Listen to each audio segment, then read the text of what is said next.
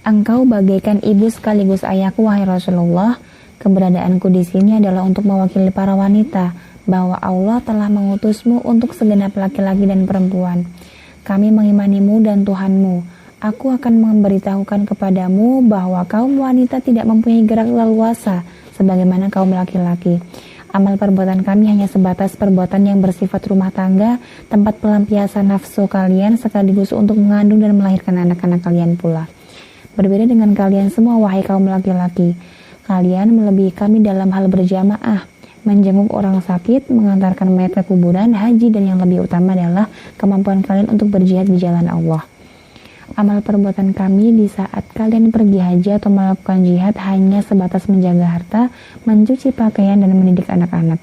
Oleh karena itu kami ingin bertanya kepada kalian, kepada engkau ya Rasulullah, apakah amal perbuatan kami itu pahalanya bisa disetarakan dengan amal perbuatan kalian? Sesungguhnya seorang laki-laki dari golongan kalian bila keluar karena sesuatu kebutuhan atau sebagai seorang mujahid, kami harus menjaga harta kalian dan mencuci baju kalian, merawat anak-anak kalian. Apakah kami tidak bisa bersama kalian untuk memperoleh pahala dari berbagai keutamaan ibadah yang kalian lakukan itu?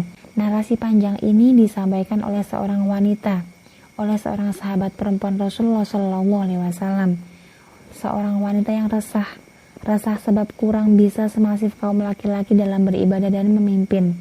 Keresahan yang berakar dari hati yang bersih untuk bisa beribadah kepada Allah dengan totalitas, dengan lebih. Seorang wanita yang resah akan ibadah yang dilakukan oleh perempuan yang tidak semasif laki-laki, yang akan mengakibatkan pahala atau ridho Allah yang tidak setara dengan kemasifan ibadah yang dilakukan oleh kaum laki-laki. Masya Allah. Kemudian Rasulullah pun kagum dengan pertanyaan ini. Mendengar pertanyaan ini, Rasulullah pun langsung melemparkan kepada para sahabat. Bersabdalah Rasulullah, apakah kalian pernah mendengar perkataan seorang wanita yang lebih baik darinya, yang mengadukan permasalahannya dalam urusan agamanya? Kemudian sahabat pun menjawab, wahai Rasulullah, sebelumnya kami tidak pernah menyangka bahwa akan ada perempuan yang mendapatkan petunjuk sehingga bertanya dengan pertanyaan yang demikian. Pertanyaan yang didasarkan pada agama, resah karena tidak bisa beribadah semasif laki-laki. Kemudian Rasulullah pun berpaling menghadap Asma lalu bersabda, pahamilah wahai perempuan dan ajarkanlah pada para wanita di belakangmu, sesungguhnya amal wanita bagi suaminya, meminta keridhaan suaminya, mengikuti apa yang disetujui suaminya, setara dengan amal yang dikerjakan oleh kaum lelaki seluruhnya. Mendengar jawaban Rasulullah SAW, Asma merasa sangat gembira. Beliau adalah seorang ahli hadis yang utama dan seorang mujahidah agung.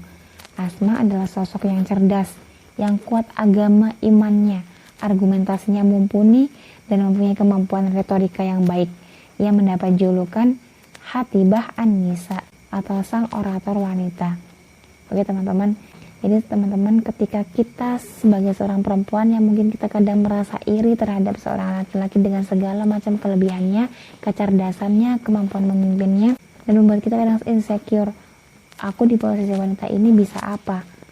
Karena aku penuh dengan keterbatasan. Sama sekali tidak teman-teman. Kalau kita belajar dari para sahabat perempuan Rasulullah SAW, maka kita akan menemukan banyak sekali kelebihan-kelebihan, banyak sekali kemuliaan-kemuliaan yang dilakukan oleh para sahabat perempuan Rasulullah SAW. Ada yang di bidang ilmu, ada yang di bidang kedokteran, bahkan ada yang di bidang retorika. Salah satunya adalah spokeswoman atau orator atau juru bicara, yaitu Asma binti Yazid.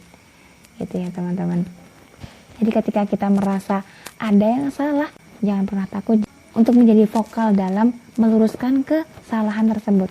Dan salah satu keistimewaan Asma adalah kepekaan inderanya, jeli perasaan, serta ketulusan hatinya. Asma tidak menjadi wanita yang manja dalam berbicara, tidak merasa hina dan tidak mau dianiaya dan dihina. Bahkan Asma adalah seorang wanita pemberani, tegar, dan menjadi teladan. Dalam suatu kesempatan, Asma bertanya kepada Rasulullah tentang tata cara toharoh atau bersuci bagi para wanita yang selesai haid. Asma memiliki kepribadian yang kuat dan tidak malu untuk menanyakan sesuatu yang hak, untuk menanyakan suatu ilmu. Oleh sebab itu, Asma dipercaya oleh kaum muslimah sebagai wakil atau duta mereka untuk berbicara dengan Rasulullah tentang persoalan-persoalan yang mereka hadapi.